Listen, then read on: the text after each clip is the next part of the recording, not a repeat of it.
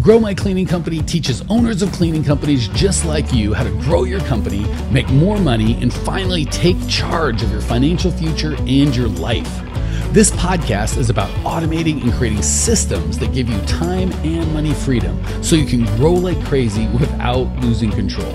Since this is totally free, if you're getting tons of value, want to support us and make sure that you get more of the good stuff, subscribe, rate, and review to this podcast today. Now, on to the show. Hey everybody, welcome. I gotta tell you, I have been super excited about this topic. I think Natalie actually suggested it, and ever since she did, I've been really looking forward to talking with you guys. Today we are going to talk about your money or your life. I would say everybody thinks what they should be thinking about when they grow is their business, is money and their business and how much they're making. And the reality of the situation is almost everybody I talk to, or the vast majority of people I talk to, it's time more than money. It's freedom. It's, oh, you hear that sound, Natalie? There's a super annoying sound. I do hear that. We got to get that to stop. How about, hold on. Let's see. I'm going to mute myself. Let me know if that makes it better. All right. Hey, Miranda Deal in the house. Good to see you. It does not make it better. I don't know if you guys can hear that, but sounds like something stuck on maybe your keyboard or something. That's, there we go. Oh, when I hold my finger down on my mouse, it stops the sound. I don't know what that is, but I guess I'll just hold my finger down this whole time. Any comments, my love? No, I'm a little discombobulated with the noise. Did you ask me a question? There actually, on my side, Jason says he doesn't hear it. TJ says hello. When I hold my mouse down, it doesn't come in on my side. So I don't know what is going on. Joe Lou in the house. He's always here. Joe Lou, I got to make you an award and send it to you for the most faithful, guy or gal to show up. Bradley says he doesn't hear anything. Everyone doesn't hear because I'm holding my mouse down. All right. We'll do a quick live thing. I'm going to unhold my mouse down. Can you hear the sound right now, baby? No, I can't. All right. Efron says he's hooked on this stuff. So glad, man. All right, I'm going to bring the sound back. You guys can all tell me if you can hear it or not. Okay. Yep. So now I can hear it. Natalie can hear it. Can you guys hear that terrible sound that is, oh, there we go. Okay. I right-clicked. I don't have to hold it. Everything's good. As long as I don't click anything, I think we're good. All right. Enough of technological idiots not being able to work their computer. Let's jump into this thing. Today we're talking about time or money. One of my favorite things. We can certainly help people make more money, and that is a ton of fun, and there's not a blessed thing wrong with that. But if we don't help them with the time, or don't help you guys with time, or your business takes over, then everyone says no. All right, I think we've solved the sound thing, so hopefully we're good to go. And if TJ says I sound muffled, my apologies. Muffled makes me sad, but here we are. All right, so the big thing we want to get to is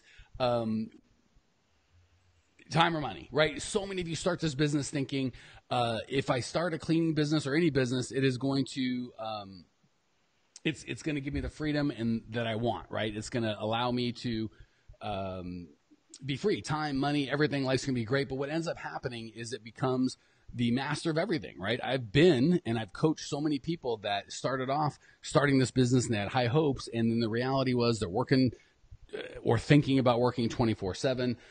Sometimes they're making money, sometimes they're not. When it's not, the company needs money, and instead of the company paying them, they're paying the company.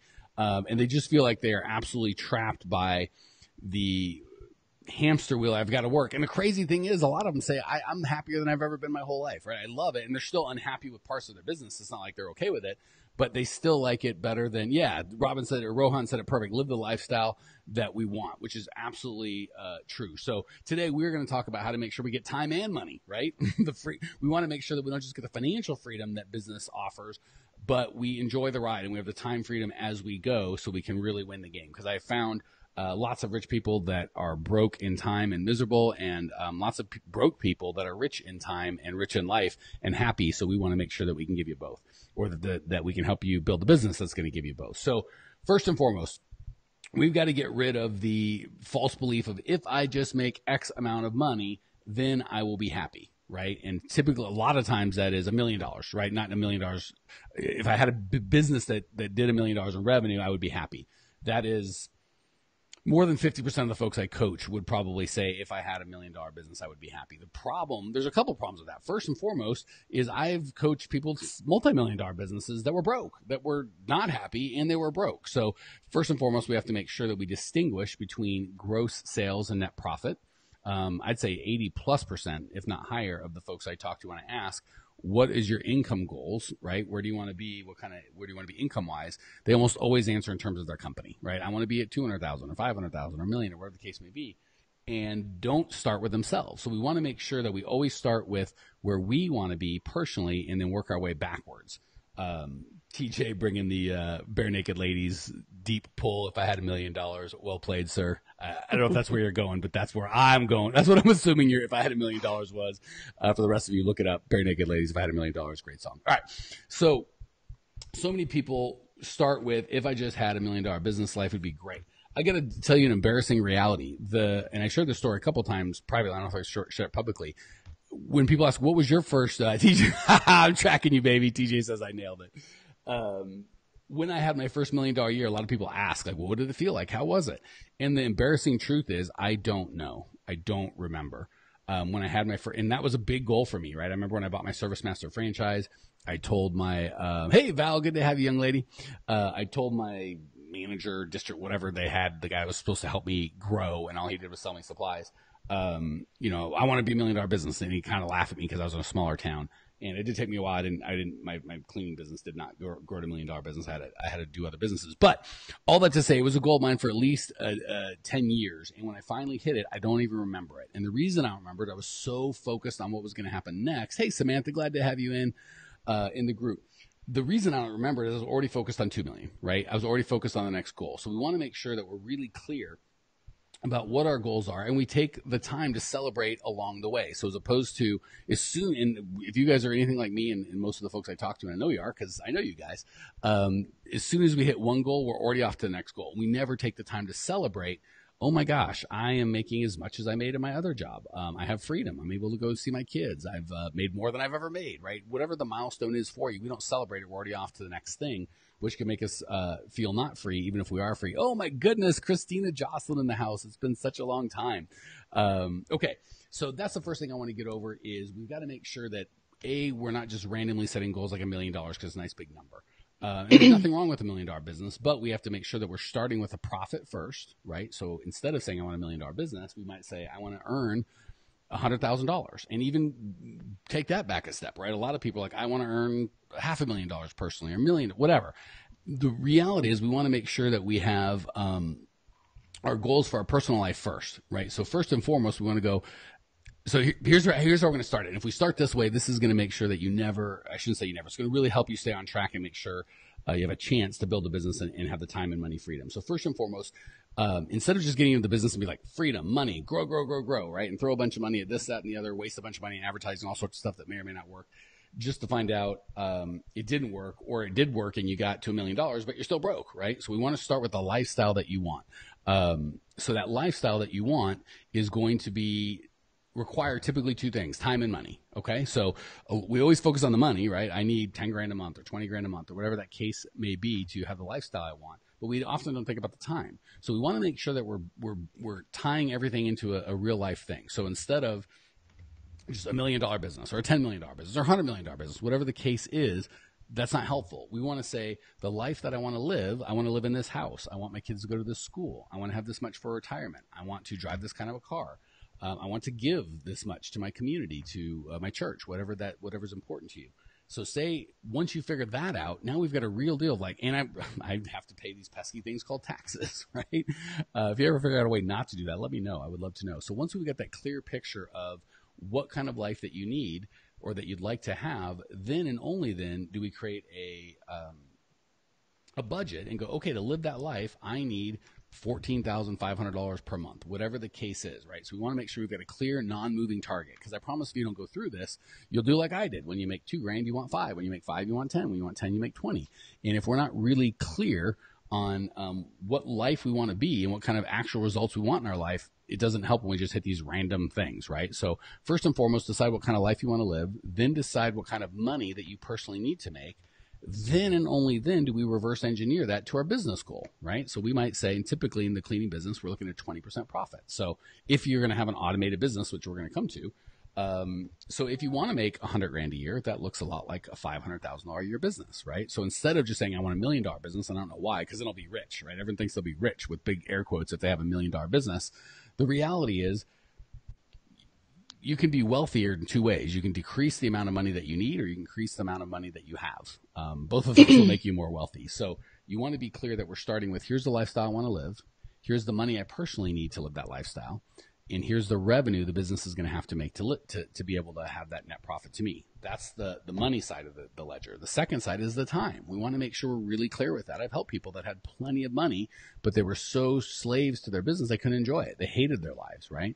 So it doesn't make being broke with a lot of time isn't any fun. And having a lot of money with no time isn't fun. So you want to make sure you're both. So once you've determined this is the money I need to specifically create this lifestyle I want for me and my family of giving and saving and serving, here's the amount of money my business needs to make, then we can kind of figure out the business. Second thing is time. Are we willing to invest 20 hours a week, 40 hours a week, 30 hours a week? And we've got to make sure we've got that plan that we're always going back to.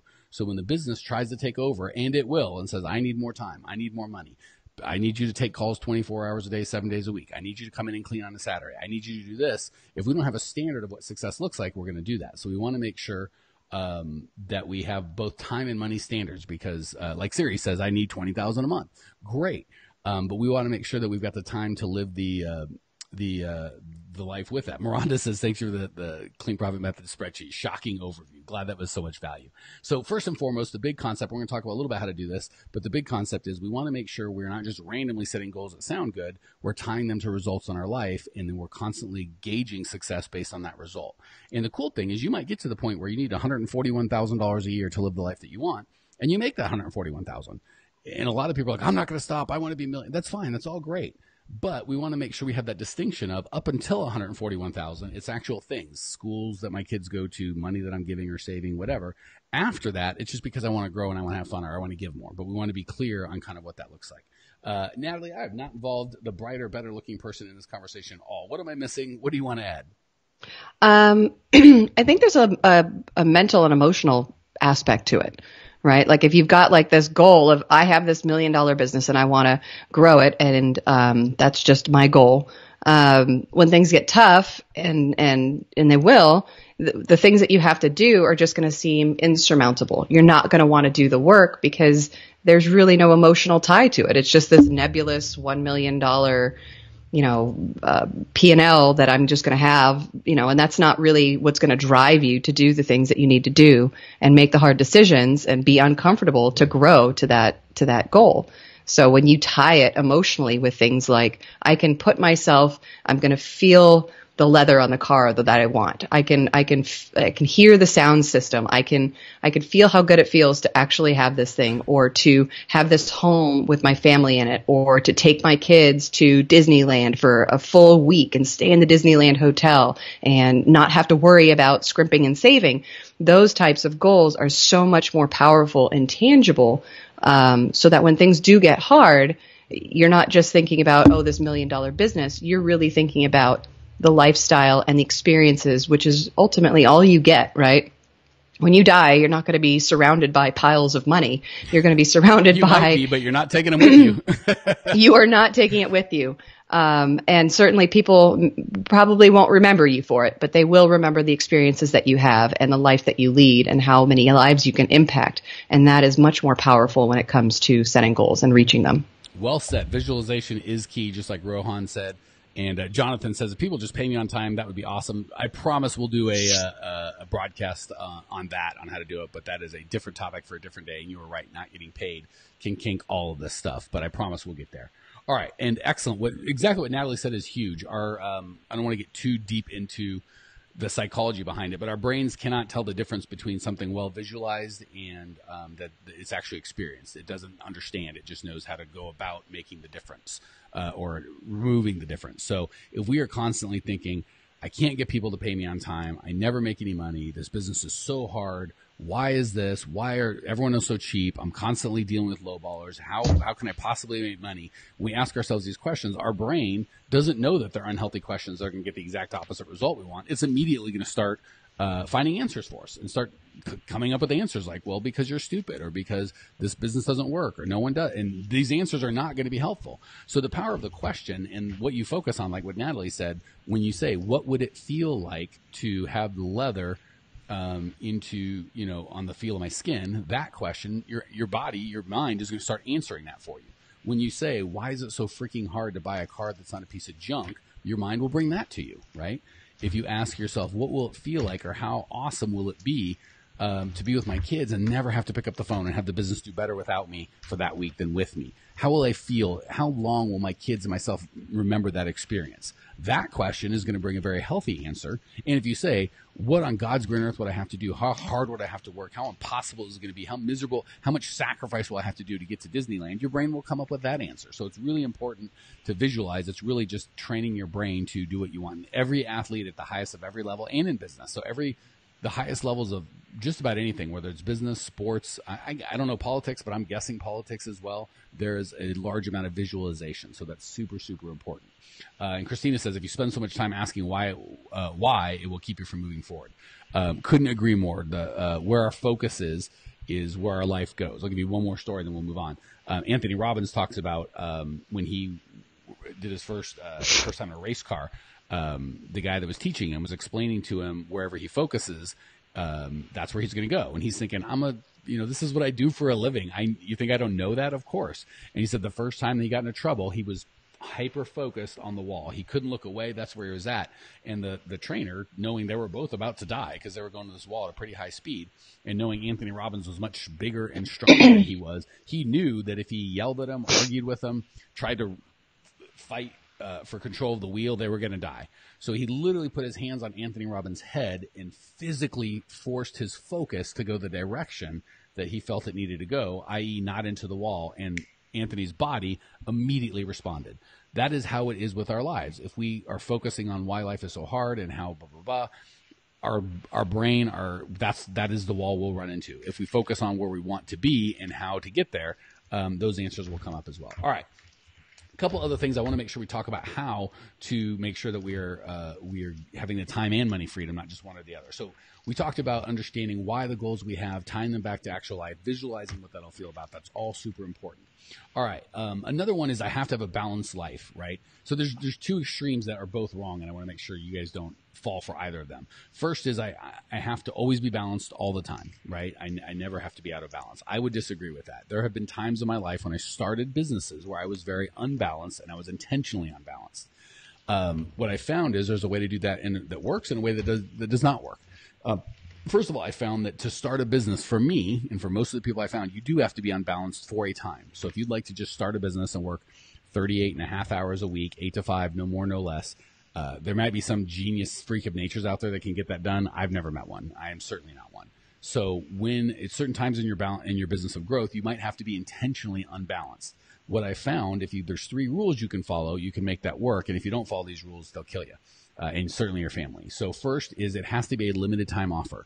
If you have been telling your wife or your husband, I'm only just this one more year, one more season, 6 more months for the last 5 years, that is not limited time. So there has to be a specific agreed upon, I'm going to be unbalanced for, and I would like to think less than a year. Really, before we take a big, massive break. So first, limited time. Second, there has to be specific goal, right? Just like we talked about.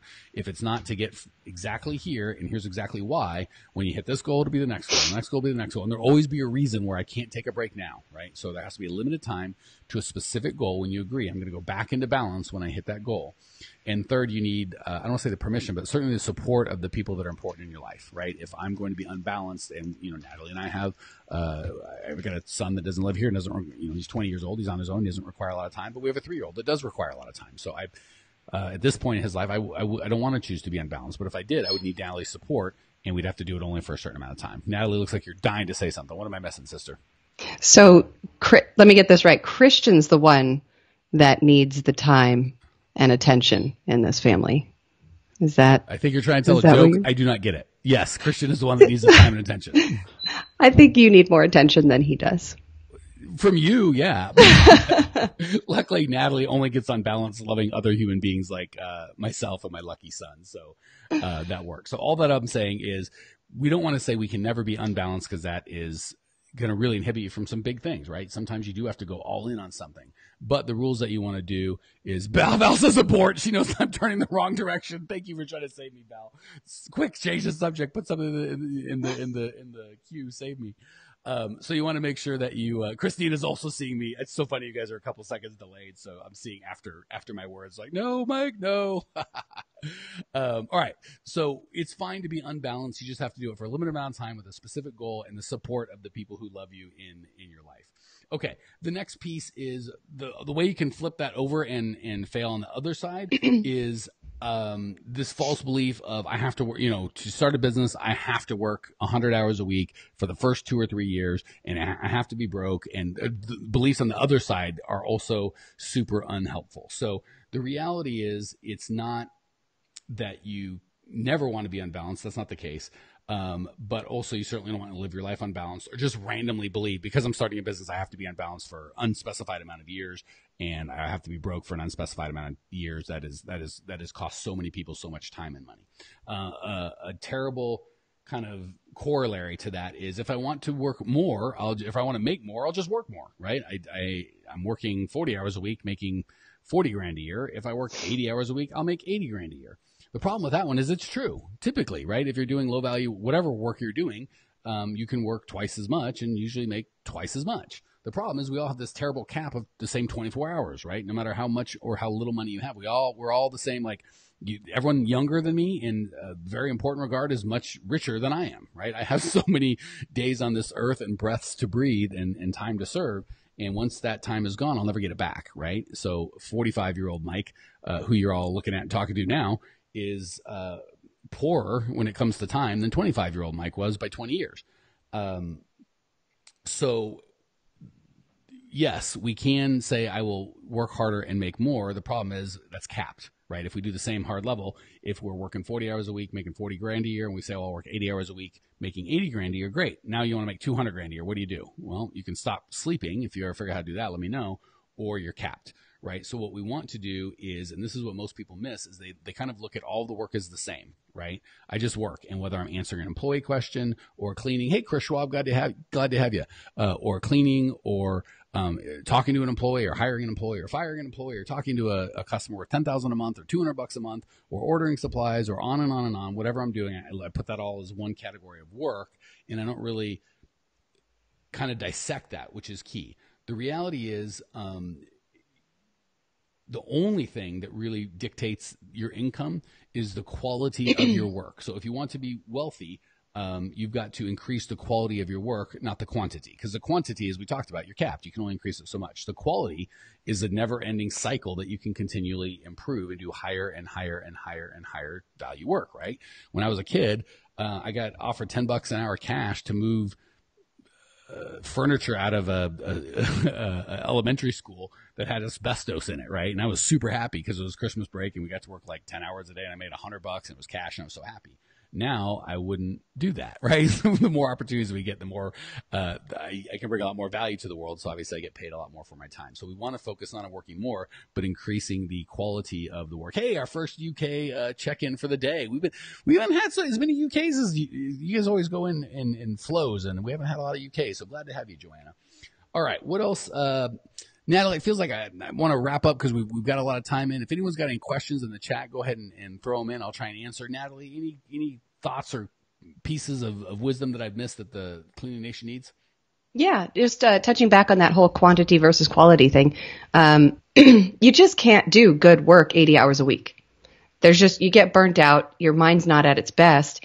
And when you do that, you end up doing things incorrectly, or you're doing them multiple times, or you're like, did I do that right? Or how did I do that? And then you end up putting out your own fires or retracing your steps and starting and stopping different projects, and they all get done kind of half-assed.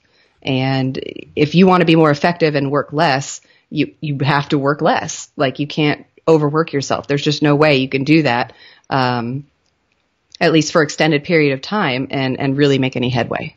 That is such a good point. A lot of us think it's what's healthy, what my company needs, what's best for my company is for me to work 80 hours a week. And we don't typically think that. We work 40 hours a week, and then the company, because we haven't set clear goals and boundaries, the company says, well, I need this. I need this. I need you to stay a little longer. Payroll's not done. The system's not done. The phone's ringing. Somebody's pissed off. Somebody needs a refund, whatever the case may be. And we just give more and more and more. And before we know it, we're working 80 hours a week thinking this is what my company needs. The reality is just what Natalie said. What your company needs is a leader that is sober-minded and has the time, the mental capacity and energy to lead the ship, to have a vision. And when you're working 80 hours a week, you cannot have a vision. Your only vision is the next step ahead of you, right? There's zero out. No one's running the company. You're just like a dead man walking, one foot in front of the next, in front of the next. You're absolutely right. Your company never needs an 80-hour-a-week zombie at the helm. It needs, so when I even say unbalanced, you might be unbalanced family-wise, but you still have to make sure there's some sort of break, right? If we eliminate things like eating healthy and working out and some time with family, maybe less than you would be in a balanced thing, that doesn't work. So even within the unbalance that's good and healthy, there still has to be some balance, just less in terms of I'm still taking care of myself. So absolutely well said. Chris says number 2, he's in London right now. Great to have a couple UK folks. Saria says, I'm still trying to find a way to pay scale for the projects I'm receiving. Don't want to overbid or underbid. We've definitely covered that before. Actually, if you go to our YouTube channel, growmycleaningcompany.com/YouTube, there's a playlist called bidding, and there's an ultimate bidding guide I think I did a year ago that's about like 30 minutes long. It's great. You go everything you need, Sari. All right. So the good news is that'll save you. Miranda says, amen, Natalie, I'm working less and accomplish more than I was working twice that much. Thank you so much for sharing that. You got Natalie breaking crap. Miranda is so awesome. She lives on such a cool island, such a cool lady. And I love when you guys share your success stories, because I think when I talk, you guys are like, I kind of think it might make sense. But when you hear each other succeeding, so much better. And Leanne made a point. Money is freedom. Money is a big component to it, Leanne, but it is not everything. I'll give you guys a perfect example. When we sold our first $1 million or first 7-figure deal, we had some freedom, time and money, right? And because I'm an insane person, we decided to go start a car dealership. And we didn't really need the car dealership to make any money because we had money. But, I always wanted to grow. The problem is we had money, but we put a bunch of it in that car dealership, and I had now a bunch of employees and a lot and a real estate, and they all depended on me. So I had money, and I was still not free. So because I had people depending on me. So I wasn't clear on what my goals were, and I didn't set up my life according. So Leanne, great point. Money is a big piece of freedom, but alone is not freedom. No problem, Sarah. Hopefully that helps. All right. So the good news is once you've got the systems doing the grunt work. So if you're like wondering, well, how do I make this happen in my life? First and foremost, we have to stop. First, we go from us doing the bad work to us doing more important work to the highest levels, us creating systems that run all of the work, right? And all we do is run the system. So we got to move from us doing the work, which is a job, to us creating systems that run the company, and we run the systems. That's an owner. So the good news is once you've got the systems doing the grunt work, you can be free to work on your business as opposed to in it. And the beautiful thing about that is when you're working on your business, so when you're working in it, i.e. something that you have to do and you do it again, like I do it, like cleaning, payroll, ordering supplies. I do it now. It just needs to be done again, right? When you create a system, it doesn't have to be done ever again. When you sell a job that's a recurring job, you don't have to resell that again. So when you're working in the business and you stop working, it's a problem because if you stop doing it, you stop getting paid. Once you start working on your business, you're typically working on systems and processes and visions. You can set that down for a week, go to Disneyland. The business is fine without you. So the benefit is once you've got the systems doing the work, 2 things happen. One, you start doing much higher dollar work instead of $20 an hour work like scheduling and payroll and cleaning and all that nonsense. We're doing $2,000 an hour work like creating systems. Also, we free ourselves to, when we don't want to work, the business runs just fine because the systems are running the company. We're just upgrading the system. So you can kind of pick that up and set it down when you want. Not only that, is so much more professional, right? It is more, sorry, I said professional. I was looking at what Rohan said. It is more fulfilling. You were I promise you, as an entrepreneur, you were not put here on this earth to clean. You were put here to serve people and create communities with employees and customers. Michael says hello from Denmark. He's had a cleaning company for 15 years.